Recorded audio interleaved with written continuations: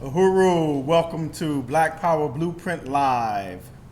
Broadcasting live from the Aquaba Hall, and beautiful Aquaba Hall in St. Louis, Missouri, located at 4101 West Florissant in St. Louis's beautiful, bad north side of St. Louis. Tonight we will be broadcasting a program that we've entitled Kick the Ass of the White Ruling Class, an interview with Comrade Gaida Kambon. My name is Ticharwa Masimba. I'm the Economic Development Director of the Black Power Blueprint, and I work directly under the leadership of the bad working class Deputy Chair Onizene Yeshitela of the African People's Socialist Party. Let's give her a hand. She is in charge of all of the economic programs and institutions of the African People's Socialist Party all over the world, and she has an entire organization under her leadership, and she leads it in a dynamic way and is the primary person responsible for carrying out the Black Power Blueprint project that we've been broadcasting live here week after week. I want to welcome Comrade Gaida Kambon, who is with us from Atlanta, Georgia. She is a member of the African People's Socialist Party. She is the former Secretary General of the African People's Socialist Party for years. She has been a fierce fighter in the liberation struggle of black people, and she's led some of the most dynamic and critical campaigns of the African People's Socialist Party to really drive home the quest of the African People's Socialist Party to complete the revolution of the 1960s. Welcome, Comrade Gaida. Also with me and to my left is Penny Hess. She is the chairwoman of the African People's Solidarity Committee, an organization founded by the African People's Socialist Party, an organization of white people working under the leadership of the party to forward the objective of liberation, to go into the belly of the beast, into the white world, and bring the struggle of black people into that arena. I want to welcome you. She's also, let's give her a hand. And you also lead the Black Power Blueprint Reparations Committee campaign as well. Uhuru, well, it's such an honor to be here tonight, and I'm very excited about, I want to say Uhuru to Gaida and really salute you, and just very excited to talk about the struggles of the African People's Socialist Party and the Uhuru Movement over many, many, many years. And I want to, just salute you, Ticharwa, and salute my leadership, Chairman Omali Yeshitela and Deputy Chair Onizene Yeshitela, who is here tonight, and everybody who's here in the room and everybody who's watching us all over the country and the world. So it's great to be here tonight. All right, Uhuru. So Black Power Blueprint Live is a bi-weekly web series. We deal with a whole range of topics affecting the African community, and we really take them head on. And we also talk about the Black Power Blueprint Project as an answer to all of those various contradictions that we see facing the black community. We also want to let people know about the powerful success of the Black Power Blueprint as we build economic development projects, purchase buildings, renovate properties, and transform the economic conditions of black people, primarily focused here in St. Louis, Missouri at this time under the name Black Power Blueprint. It is an economic development project designed to bring self-determination to the black community. It is an African working class led economic development project. So we really want you to tune in to Black Power Blueprint Project to Black Power Blueprint on Facebook and YouTube. Go to our YouTube channel and hit the subscribe button so that you can get notifications and follow this dynamic project. I also want to recognize the visionary and leader of the African People's Socialist Party who put forth this project that we refer to as Black Power Blueprint. He is a revolutionary who has been on the front line since the late 60s, completing the struggle for black people to be free all over the world.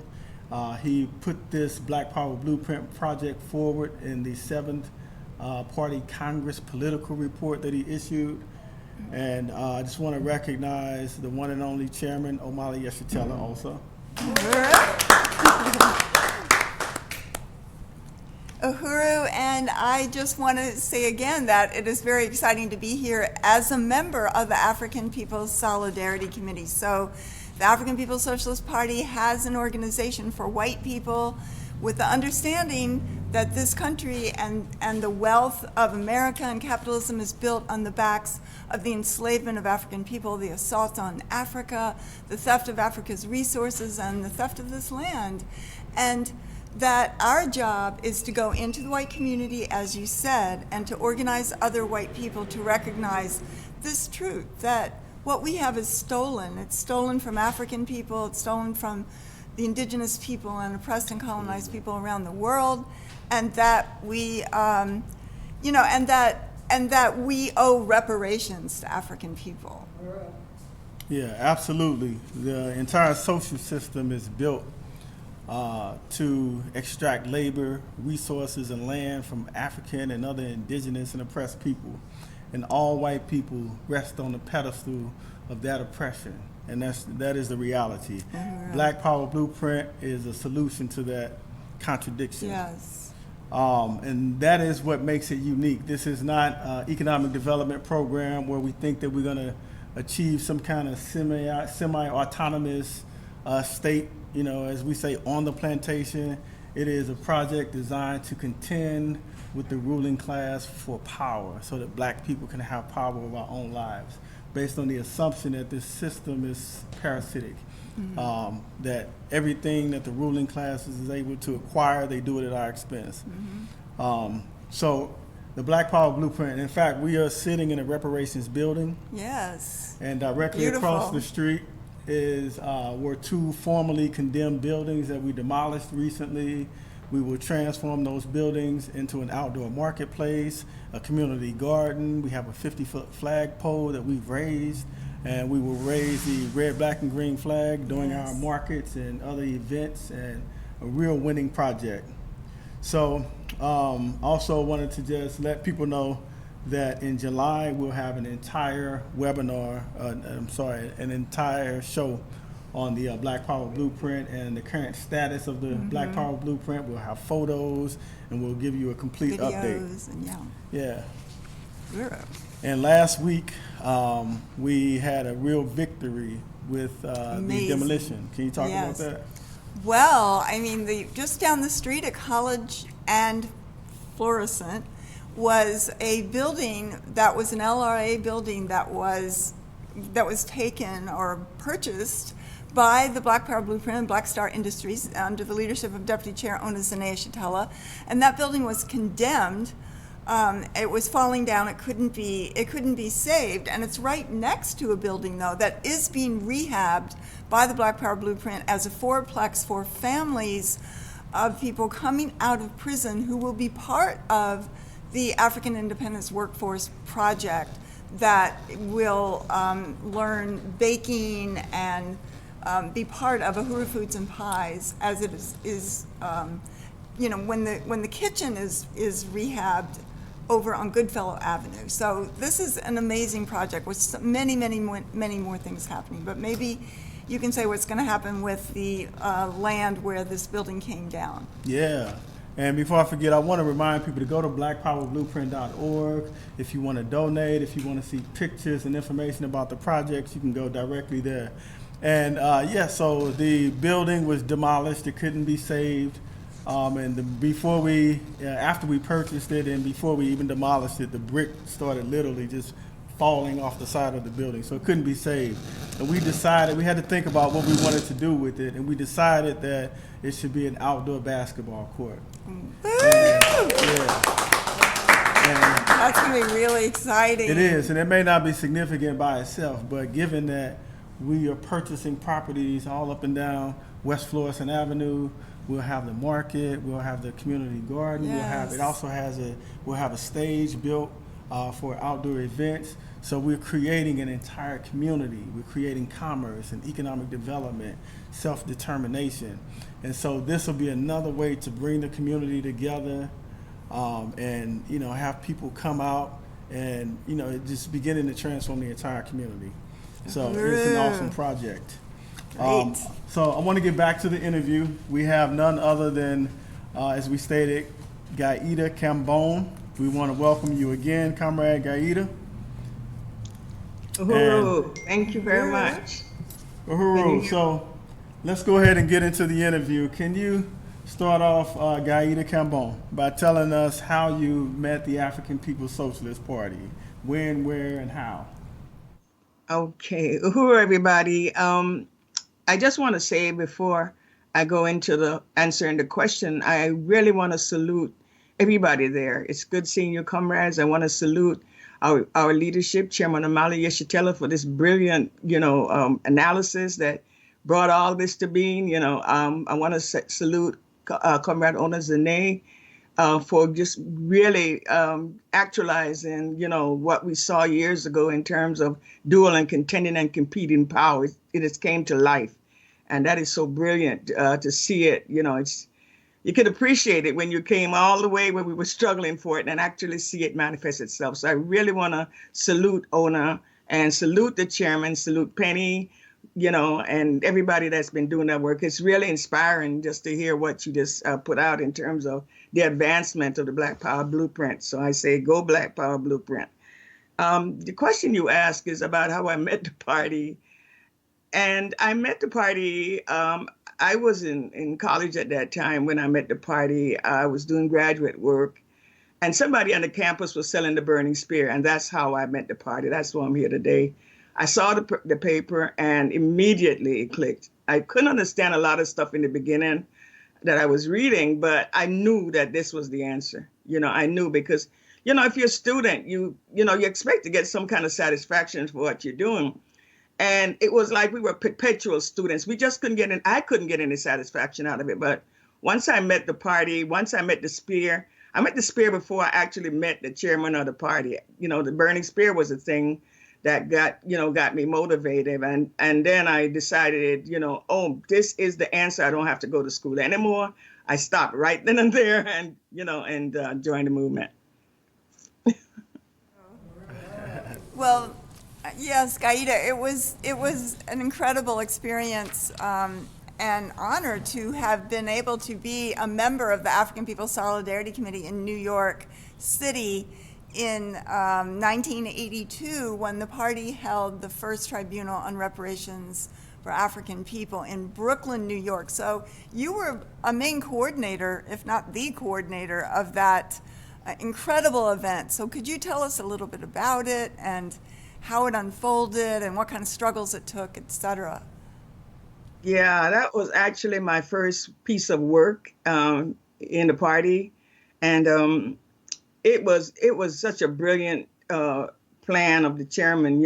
I didn't understand it in the beginning, but as we went along, I really, really saw the significance and how motivating it was.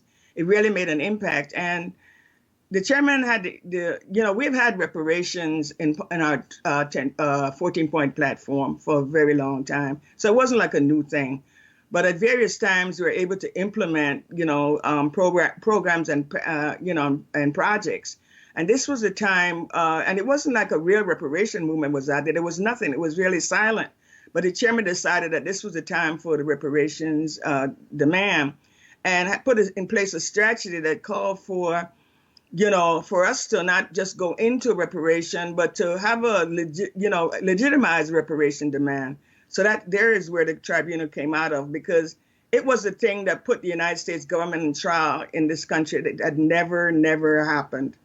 And the chairman initially, when he talked about it, he decided that he wanted to have a coalition to do it with. And so he came into New York and just beat the sidewalk, asking just about anybody that was part of a movement from the Black United Front, all of these organizations, and nobody wanted to participate. In fact, Jesse Jackson said it wasn't a germane question. He put it, he had something to say about it. So the chairman said, let's go at it by ourselves. Let's go alone and, put it into place. And it was a brilliant idea because one of the things that it really, it was the first kind of like self-determination. That's when I began to understand it, because the chairman talked about the fact that the Africans in the U.S., the United States government had declared us domestic entity, so that we couldn't get any intervention. Nobody could come in and intervene on our behalf. No matter what they did to us, to Africans, there was no intervention.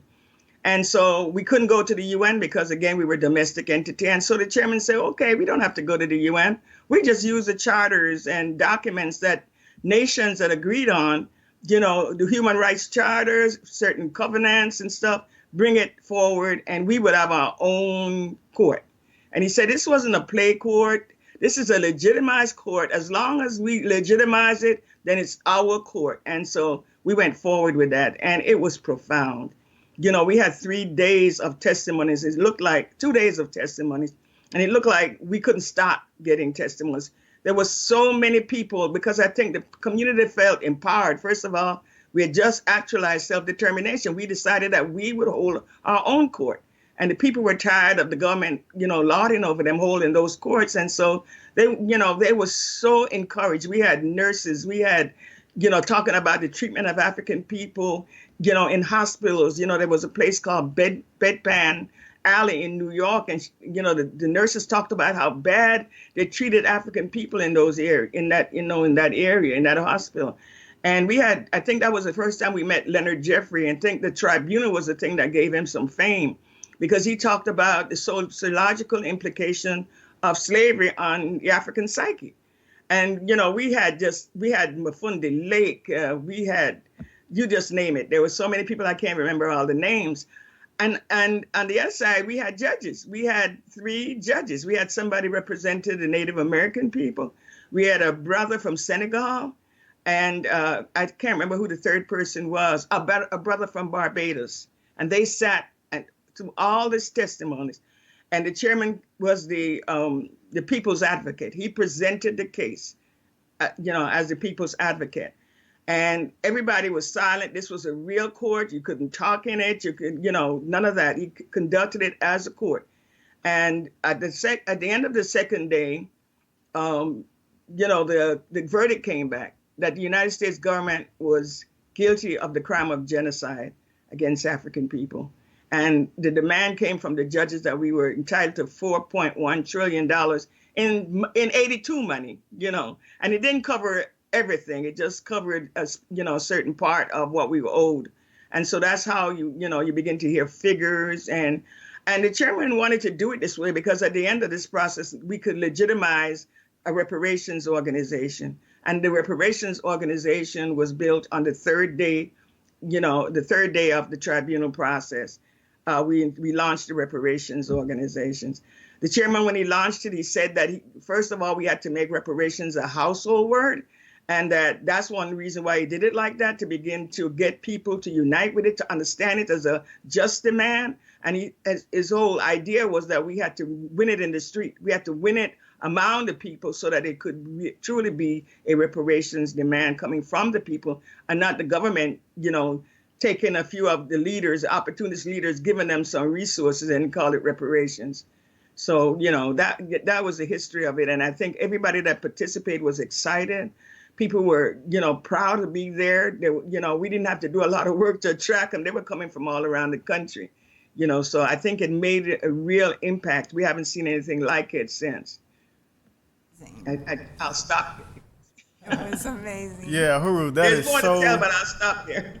Yeah, that is so dynamic. I mean, the history is self-evident, Yes. and once you hear somebody who was there talk about it.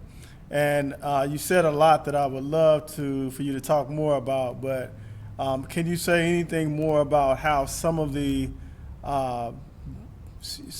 forces in the Black movement treated this whole question of reparations initially? I know you said that some didn't see the significance of it, but is there more that you can say about how they saw it and how that changed over time? Well, it changed when the Japanese got reparations, and then they saw dollar signs because they did not understand the strategy, and a lot of them had biases. I remember the person that pulled together the organization called NCOBRA. The chairman had brought him in because he wanted for him to participate in building the reparations organization. And at that time, he couldn't do it. He couldn't do it because of some grudge that he had against the party with the Burning Spear, some article that, that appeared on him. So he walked away. He said, no, he wasn't going to participate. So it is when the Japanese got reparations that a lot of the naysayers was able, because now they saw dollar signs. And in fact, I went to the first meeting of NCOBRA when they were pulling together a coalition to build their reparations organization, not to recognize that one had exists, because we were doing tribunals all around the country for 12 consecutive years.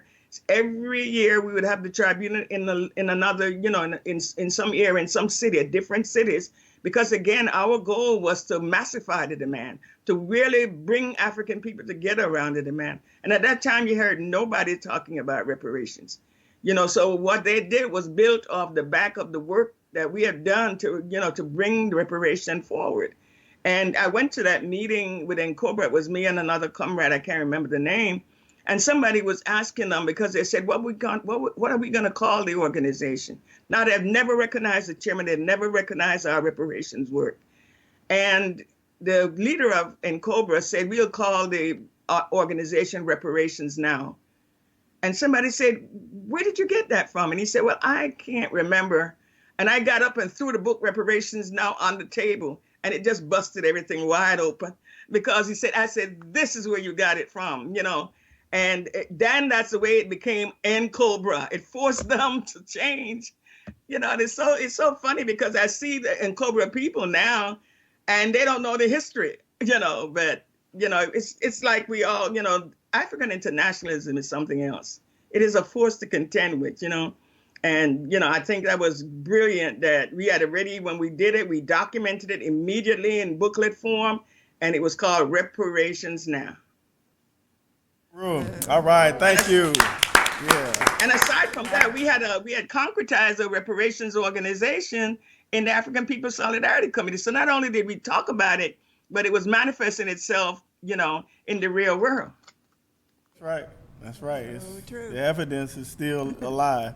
Can't refute it. And, we need to tell the Democratic Party this, and we need to tell everybody who might be confused around why the Democratic Party can all of a sudden talk about reparations and what we mean when we say reparations. But we have to move forward. So, let's talk about what the party refers to as the Oakland years. Oh, boy. So after the we don't have enough time. Talk a little bit about it. So, the first tribunal, as I understand, you moved to Oakland, which became the headquarters of the African People's Socialist Party. This was a time, as I understand it, of real struggle and motion. And at that time, shortly after, you became the coordinator of the Bobby Hutton Freedom Clinic. Mm-hmm. Can you tell us about the significance of that and what it is? That far, outpace our understanding, not our understanding, but our, what do you call it? Expectations. Because we started out, I remember going on the air and putting out the idea for the Bobby Hutton Clinic. And the first, we were talking about we needed, what we need, some of the things like we do now, we need resources for these things. And we put out that we needed an RV. The first call that came in on the air was a woman saying, I have an RV that you can get. My husband is dead and it's just sitting up in the yard and you could come and get it. That was the very first call. And it was mind-boggling because we started out with going into the so-called projects and taking blood pressures. We would set up a little refreshments like some hot dogs and some music, and we would bring the RV in, and that's where I met Bakary, because Bakary heard about it, saw it, and he came forward. And we would take blood pressures, we have the cuffs and stuff, and people would come out of the projects and get their pressure taken. And then all of a sudden, within like a month or so, people started coming with every ailment that you could think of to the clinic. And we were just like, well, we're just taking blood pressures. They came with dressings. They came with medication. They wanted to know, if this medication was still good. So we saw the need for really having a clinic in the community. Like I said, it surpassed our expectations. And so it was called the Bobby Hutton Clinic just because of, little Bobby Hutton, and we wanted to hold him up, and his mother came out. She's heard about it, the work, and Bobby Hutton's mother came out, which was really, it was really encouraging because she was so happy that we were doing this project. And she learned about Bobby Hutton from us. She had never known the history of what happened. She just knew her son was killed. And it was because we started, putting it out, helping people to understand why we called it the Bobby Hutton Clinic, that she was like, wow, I never really understood all of this. So, we took the Bobby Hutton Clinic and we organized doctors. We went into a college, and somebody gave us the opportunity to do bake sales to fund the clinic. So we did some bake sales, and in doing the bake sales in the college, we began to organize doctors. So now we had a few doctors that would come out to the clinic, and at the time we were doing the child care collective, so we tied the doctors to the child care collective, and it was a brilliant piece of work that we were doing, between the African People Child Care Collective and the Bobby Hutton Clinic, because for the first time, mothers that brought their children to the clinic, to the collective, were able to talk to doctors, something that we're not able to do when we go to doctors. They say, take this, and that's what you do. You don't know what it's about. You don't know, And we had doctors that we had set out the terms of their participation. We said, we are not the city. This is not a city project. You cannot, no matter what you find with the children, you cannot go to the city with it. It has to come to us. We would make the determination, And, the mothers sat with the doctors. They were so glad to be able to have somebody to talk to them, to tell them, break it down for them in terms of the kids, what they were, their illnesses, et cetera, their medication. But the one thing that came out of that we were tried, after we outgrew the RV, we tried to put up a physical clinic. And then is when we went into the battle with the city. They refused to give us, there was an empty clinic that was existing in the community, just sitting there rotting. And we wanted the building to open up a clinic because now we had doctors, nurses coming forward that they would participate. And we saw the ability to organize a clinic for the community.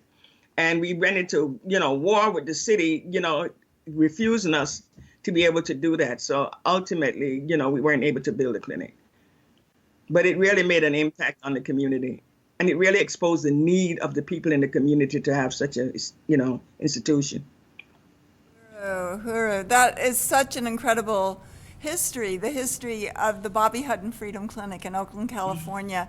And I just wanted to say for people who don't know that Gaida Kambon is talking about, as Ticharwa said, what the African People's Socialist Party calls the Oakland years. More than a decade and a half when the party's national office was in Oakland, California, in East Oakland, where the Uhuru House still exists. And there's vital parts of the movement there, such as Uhuru Foods and Pies and Uhuru Furniture, that has been there 30 years, by the way, and Uhuru Foods and Pies longer than that.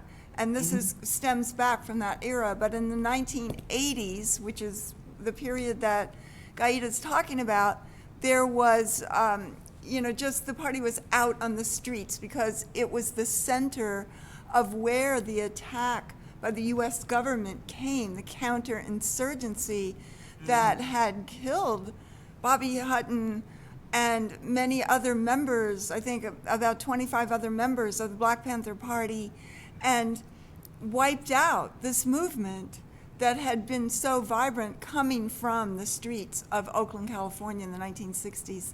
And now it was just, the U.S. government flooded it with drugs and crack cocaine. And maybe you would want to say a little bit about what the conditions were around the Uhuru House, where the center of the Uhuru movement was at that time. Yes, yeah. And it was really important because, like Penny was saying, there was just great movement. The people needed a center like the Uhuru House. And there was a lot of activities. We had programs going on. It wasn't in the middle of the worst deteriorating kind of community. It was in the flatlands while, you saw the affluence in the hills. In the hills, it wasn't that far between the flatlands and the hills. And you could see the opulence there, and then you could see the poverty that related. You know, you had the police, harassing people. You had a certain kind of demoralization that had set into the people. You saw a lot of people that were like mentally, mental. But you would hear, you could hear progressive things coming from them, and it was curious. How can these people be running after cars and in the street and babbling? But they were babbling stuff about the movement, stuff about Africa, So they were remnants of what had happened.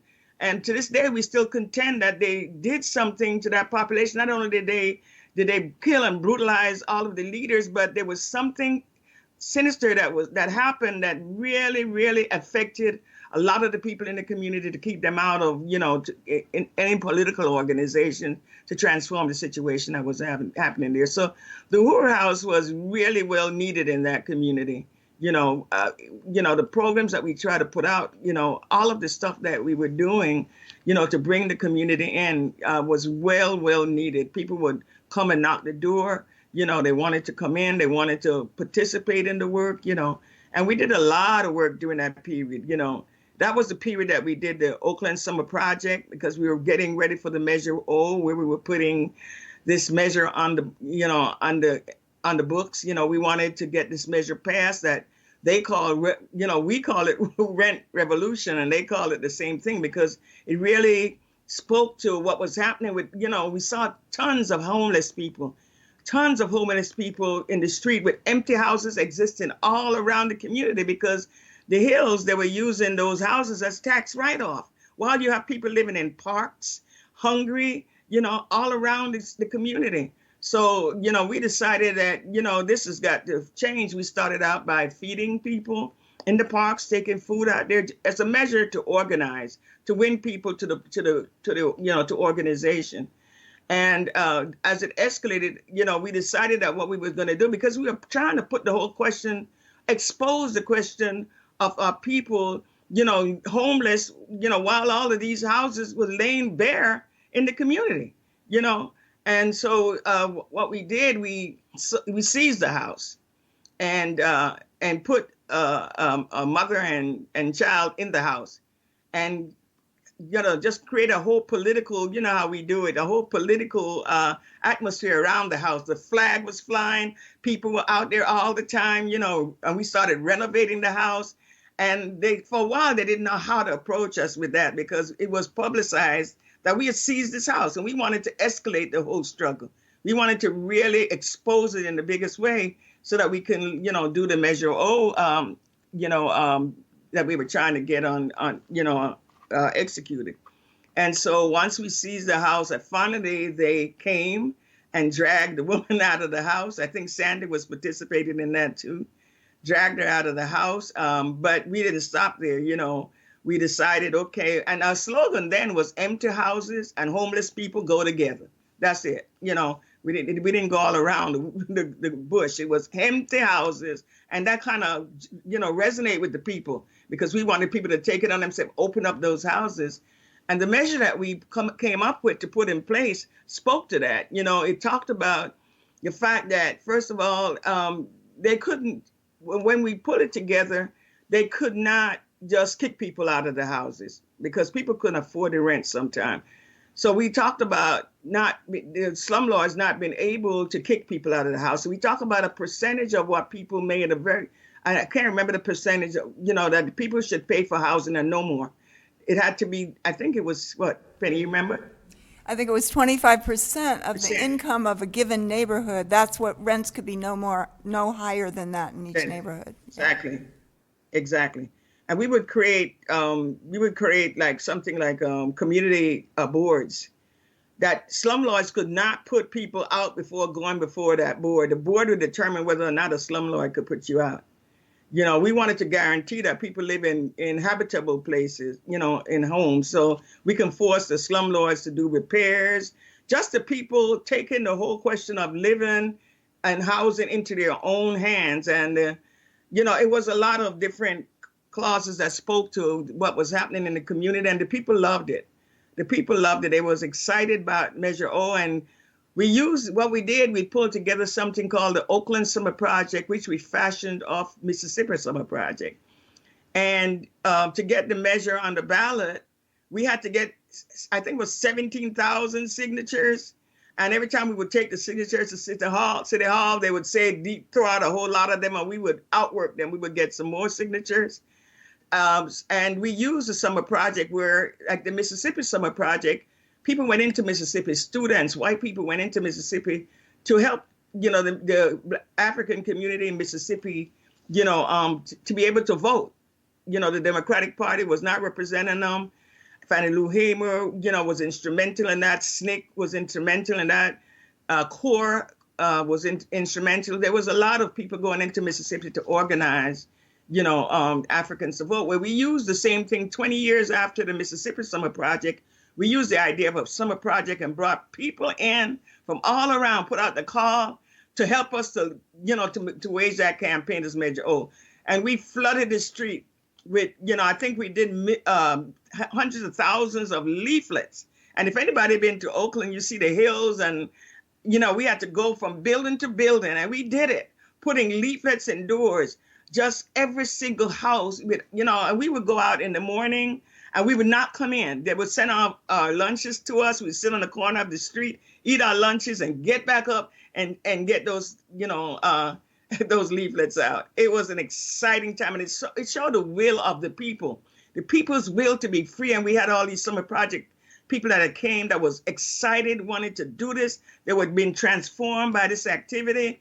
And in fact, the slumlords, they spent millions of dollars to defeat us, millions, because this was their livelihood, this was their stake, and we were challenging their resources as, their source of income. And it wasn't going to go down lightly. So they spent millions of dollars, and we spent $4,000. And I mean, they themselves said they'd never seen a campaign. They said they got to give us kudos because they have never seen anything like this, because we outworked them. We outworked them. They ended up salting the earth somewhat. People were scared. They started calling it rent revolution. In fact, the mayor said if Measure O was to win on Monday, on Tuesday, they would have an aerial bombardment of Oakland. They would bomb Oakland out of existence. They said that openly, so that kind of tell you the kind of impact, but it was a magnificent piece of work, and I'm not doing it justice, but these were the things that steeled us and make us cadre, these were the kind of campaigns that really showed us concretely the power of African internationalism. I'm going to stop right there. Penny, you might have some other things you can add. It's so exciting to hear that. And I mean, it's such an important history because during that campaign, the party led a campaign to win Measure O on the ballot, and it got put on the ballot. And as Gaida said, they needed 17,000 signatures, but we got 30,000 to make sure that it was going to pass, or that they couldn't throw them all out. And it was really a victory. And then they took it to court to try to throw it out, but the movement won it in court, and it got on the ballot in the November election of 1984, or 1984, I think it was. Yeah, it was 84. 84, yeah. It was 84. Yes, it was. It was 1984. And but before that, between September and November, which is when the election is, the Uhuru Movement had just armies of people printing every day and dropping flyers, as Gaida said, at 150,000 houses in the flatlands of Oakland 2.5 times. Yes. 2.5 times. We did that 2.5 times. And it was just walking, and it's hilly, like she said, and like the stairs would be way out there, and we had a protocol that you had to put it at the door. You couldn't leave it down at the bottom of the stairs, and you had to go up there, and it was just really great. It was such an incredible program, and this is what the Uhuru Movement is. This is what the African People's Socialist Party is. Yes. And this was just one of many things going on in that period. Yes. I don't know, Penny, if that was the time of that we seized the mayor's chair. I think we went to court, and it might have been around the Measure O, and we was disruptive in the city council meeting, and we was disrupting that city council meeting. I think it was the Uhuru House rent strike. Okay. Because That before was fun. the Uhuru House was purchased down the street on MacArthur Boulevard, there was another building that was being used, and it was the rent, and it went on rent strike because the slumlord wouldn't fix anything, and, you know, it was just a terrible place. And there were many other political reasons for that. So they went on a rent strike, and we went down to City Hall to challenge that. And one member of the party, during a city council meeting, they were struggling, and finally the mayor said, adjourned, and walked out, and everybody all the walked city out. councilmen walked out. So the member of the party jumped over the barrier And into called the the meeting mayor's to order. Go ahead. Into the mayor's desk and put the gavel and said, "I fire the police chief." It was an amazing thing, and of course he was dragged out in chokehold down the stairs, and you know, there was just mayhem everywhere. But it was really powerful. Yeah, that's the power of African internationalism. But all of what you talk about in terms of, you know, the slumlord not even the Uhuru House, that we couldn't get anything repaired in there, and we had the rent strike, we would not pay them, and you know, and then they decided they were going to evict us, and that in itself was a struggle. You know, the eviction was the most brilliant thing that the chairman ever did, in my opinion, because we said, okay, you know, we're still not paying you. And they sent around, you know, at the time that they was going to evict us, they sent this police battalion, not just one or two police cars, a battalion with the battle ram. You know, that those days they were using the battle ram where they would break your door down with this piece of equipment. And so we had a plan. You know, the chairman put out the plan. He said, we'll go ahead and get another Uhuru House down the street. You know, we would keep it quiet. We won't say anything, and then let them come with the battle ram. So we all lined up outside chanting, you know, and we had one member inside, and we were all chanting, "Comrade, comrade, we will win if you just don't let them in." And the police was just standing out there trying to plan about when they were going to go in. The comrade in there came out the back door and joined the chanting. And then they battled around the door, broke it down, and charged in, and then they couldn't come out because they were so embarrassed. And all the people on the street were cheering, and we started marching down to the new Uhuru House. I thought that was because it was important to show the demoralization, you know, and show people how easily they could be had, that we could beat them, you know, at their own game, that it was important to show the community that they were beatable, you know. But I thought that was brilliant, you know. That was and that was all done in the same housing along, you know, as we waged this battle around housing in Oakland. There's so much it's such great history, really, really powerful. Wow. But there's a lot of history in Florida too. Yeah, in Florida. So that's a good segue. Let's move to what we might call the Florida years. And let's go from one series of legendary fights to another legendary fight around the Tampa Rebellion and the Tampa Four. Can you tell us about that situation and how the party moved in that situation? Oh, that situation. You know, that situation was really unique in terms of it kind of reinforced for those of us that participated of the power of African internationalism. And I can't say enough about African internationalism. You know, the police had killed a young man, like they were killing Africans around that whole crack cocaine thing. They used it as a way to kill a whole lot of Africans or lock them up. And there was this young man that existed in this community called College Hill. And College Hill community was a community of women and children. And this guy, apparently, whether or not he was participating in the trade, you know, was something that was of no significance. But what the people knew was that he was the person that fed the kids in the community, that bought his school clothes in the community, that did everything because it was a community of women. And so he was like the father of the whole community. When the police came to arrest him on some kind of a bogus thing, the people watched them beat him down, and then they hogtied him. And that was something new that they were doing to Africans, where they would tie you like they did in slavery. They would tie you like in an arch. They would tie your legs and then join them onto your arms. And so you'd be like, you won't lay flat. You would be like curved. And the people watched them do that and promised them if they killed him, that they were going to burn College Hill down. And they killed him right there in front of the people. And so the people went to rebellion. There was a big rebellion. So the second day of the rebellion, they called us. They called the party and said, you got to come. We need help. We need somebody to help us. At that time, the police had the community cordoned off. The people it was just the people and the police. They had nobody publicizing this. They had nobody to call for help the way we knew how to do it. So we went in on the second day. I think it was 4 of us went in. And while we were in there, we saw the police, preparing. They had a makeshift police headquarters outside of the community. Nobody could get in or nobody could get out. We started selling the newspaper, talking to people, going door to door, talking to them. And the chairman had said, you just continue to do the work, because the whole time that we were in there, the police was following us, just driving slow behind us.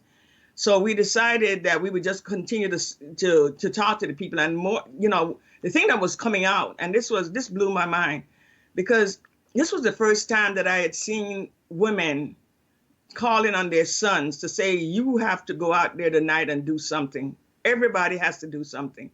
And I'd never heard that. Usually what you hear is mothers scared and keep their children locked up in the houses. They said, we're not going in the house, because last night they put us in the house so that they could brutalize our children. We're going to be standing on the stoop with our children, and we're not going in. So the plan was for us to be the voice of the people, to bring the people some kind of support and some kind of help from the outside world, because we had to expose them, and exposing them would be security for the people. Because while they had those people cordoned off, they had no way to say what was happening to them. And it was just them and the police, and they couldn't contend with the police in that way, that we had to call help and we had to expose what they were doing in this community. So, one of the things that the chairman said, if this thing starts, because all we heard from the people, every house we went to, it's on tonight. We're burning it down. We did it halfway last night. We're going to get rid of it. And, the chairman said, well, you have to get out of the way. You're not telling them what to do. The people are voicing, what they want to do. So get out of the way and let them do their work. You continue to, to organize and to give it political expression. So we wrote all over the place what was happening, in case the media came in, that they would see, they had to take pictures of the explanation. And, we said wasn't calling it a riot. It was a rebellion.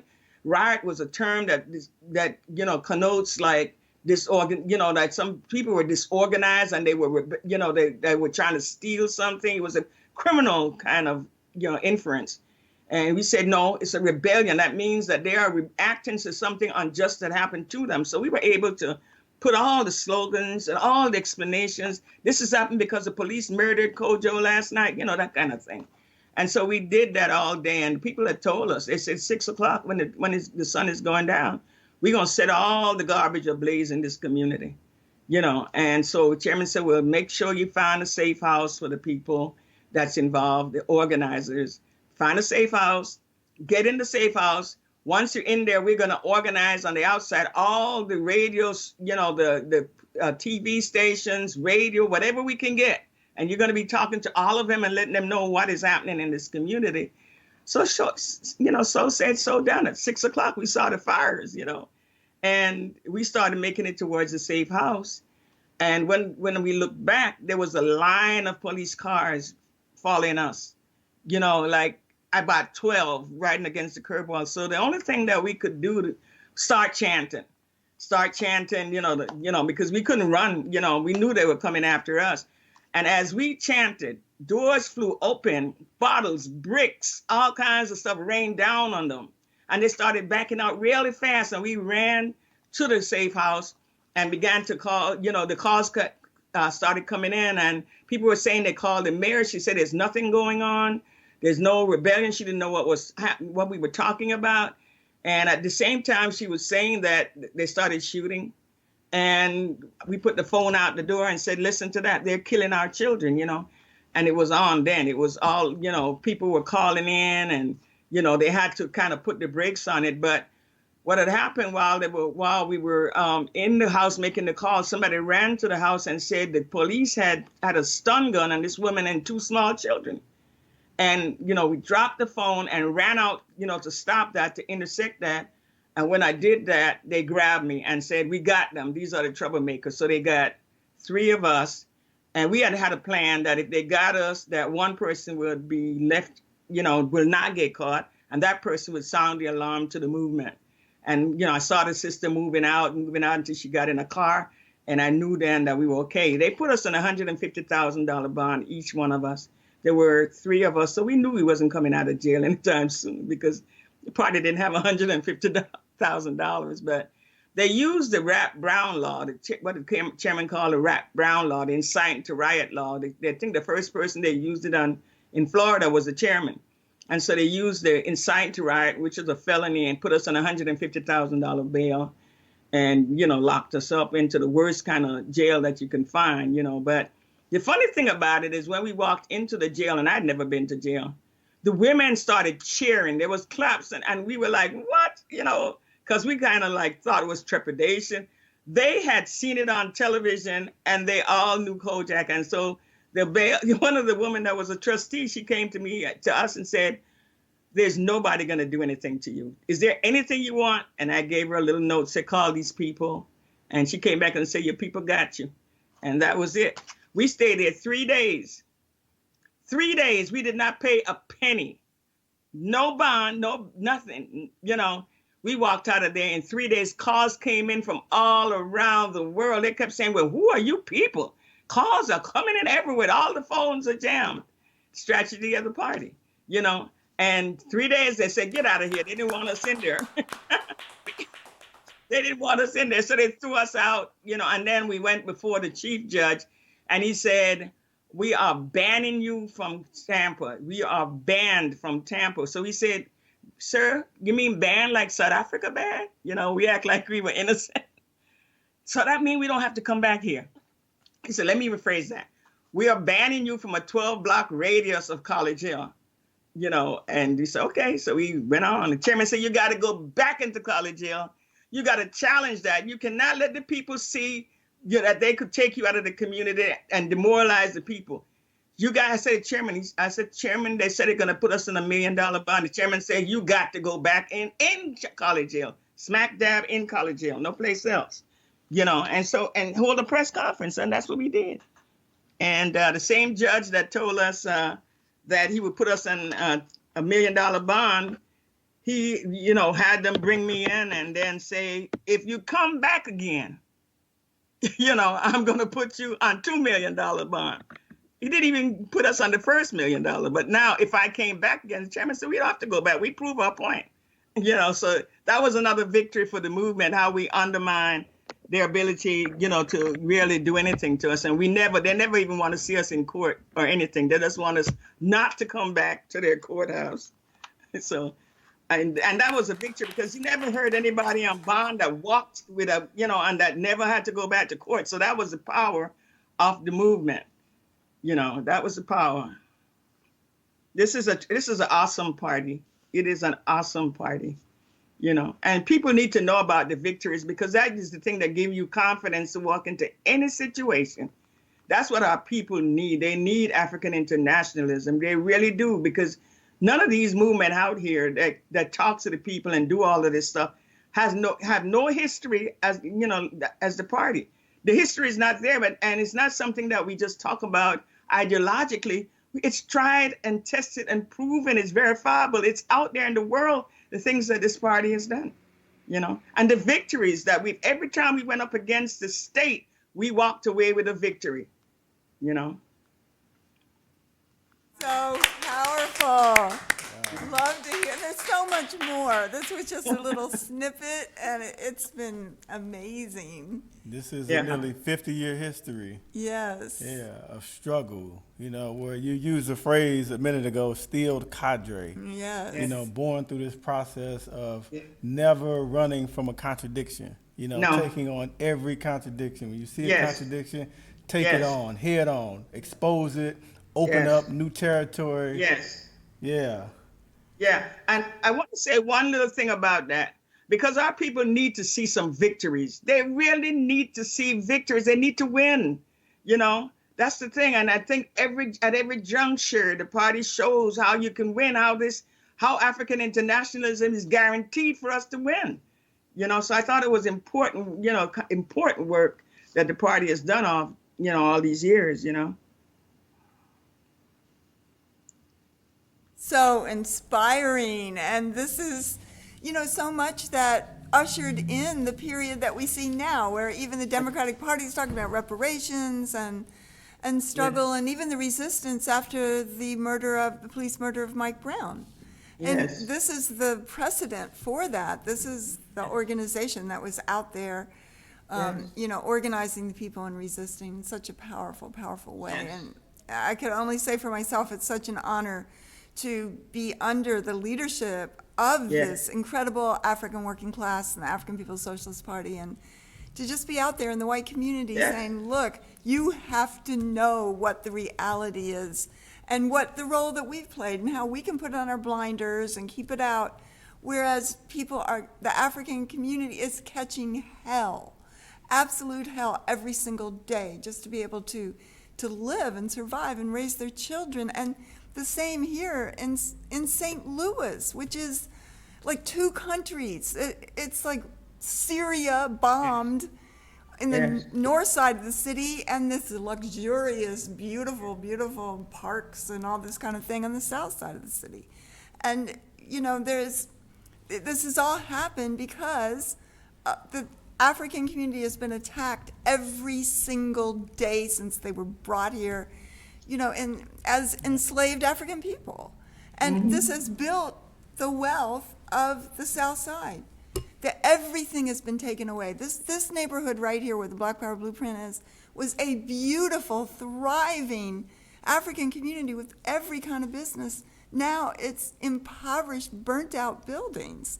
So things are even worse, than they've been. And it's so powerful to see the Black Power Blueprint and to know, that white people can rectify our relationship to the African community by taking a stand of reparations to African people. And we just have everywhere we go, Gaida, in this city, and we're organizing in the white community, everybody, I really mean it, so many white people stop and talk to us about the Black Power Blueprint and want to support it. They want to support it, and they do. And this is something, you can see the International People's Democratic Uhuru Movement, Chairman Omali Shatella, President Kalambai, they are turning this city around and bringing this kind of organization and struggle into these streets and changing the world, as you've talked about, dual and contending power right here. So it's very much of an honor for me to be here and to have had you on today. There's so much more we can talk about. Yeah. And we have to have you back another time. We have to do this again because that was just the tip of the iceberg, as we know. So are we coming up on time? Yes, well, it's already 7:06, and, we want to thank people. A few people have given tonight, and I just want to thank them. And you can go to blackpowerblueprint.org to continue to contribute to the Black Power Blueprint. Yes, blackpowerblueprint.org, and you can read so much about this incredible project here under the leadership of Deputy Chair Onizane Shatella. We've had $50 from Janice Kant. Really want to say Uhuru. $5 from Jackson Hollingsworth and $50 from Lisa Watson tonight. All right, That's Uhuru. really, really powerful. And this is not charity, this is Solidarity. This is the support for economic development in the hands of the African working class, self-determination. And so I was going to just end by asking you what advice, and maybe I shouldn't open up the can of worms, but you gave some advice to younger comrades, and we'll part with that. And the advice that you gave was to fight and to win, because our people need victories. Yes. We need victories everywhere we can see a victory. So you are a sign of victory. You are a living symbol and the Yes. embodiment of the victory of African people to transcend all forms of oppression and fetters that have been imposed on us. You are a living testimony and example of that. And we appreciate your years of contribution. Uhuru. So And we want I to just want to say that Black Power Blueprint. Can you hear me? Okay.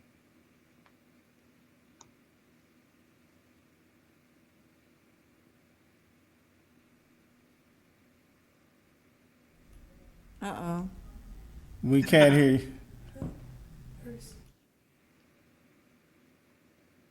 Go ahead, comrade. Well, I don't know. It looks like she is speaking. Are I you was. speaking? Oh, okay. There you go. What happened? I was just saying that, most of the things that the party do is, it take people a long time to really see the benefits of it, because we're so far ahead, and unless you have some kind of African internationalist kind of understanding, you cannot fully understand it, because Black Power Blueprint, I mean, this thing should be everywhere. It should be announced every single where, especially in this time now where people don't have a vision of the future, and I heard Penny say, things are so bad, but it's terrible, but it's fine, because this is the vision. Black Power Blueprint. It's not just a discussion. It's not just a discussion. It is showing how we can, with nothing, transform our reality and take care of our own business and create for ourselves. This is a powerful, powerful, powerful movement. And that's the thing that you need to say to young people. They have to take the bull by the horns. There's no other way. There's been the way have been paid for them. We cannot lose at this point. There's absolutely no losing at this point.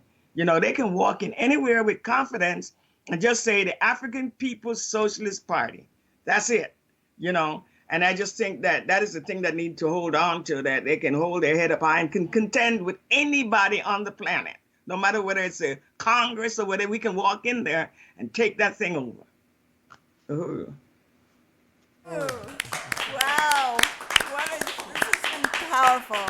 So profound, so profound. This has been an amazing Black Power Blueprint Live. And we have had the grand opportunity to hear Gaida Kambon, a longtime member of the African People's Socialist Party, former Secretary General. We want to thank you again. We want to remind everybody to go to blackpowerblueprint.org. We want you to go to the YouTube channel, like it, comment, subscribe so that you can get notifications. Share it. And share it. Share it. And also, we want to remind everybody who is in St. Louis or can get to St. Louis, June 28th at 7 o'clock p.m., we'll have the Black Power Blueprint will sponsor Black Power Poetry and Open Mic right here at 4101 West Florissant at Aquaba Hall. So we want to invite everybody who can make it and tune in if you cannot be here physically. All right. So we shall adjourn. And okay. You got something? Well, I just was going to say that next week will be the Uhuru Solidarity Facebook page or YouTube page to see No Pride in Genocide, a really, really, really powerful show that we're going to have next week, featuring Mads from Portland, Oregon, and Comrade KC right here, taking on this whole question of how LGBTQIA folks from the white community can stand in genuine solidarity with reparations and the liberation of Africa and African people everywhere. All right, Uhuru. All right.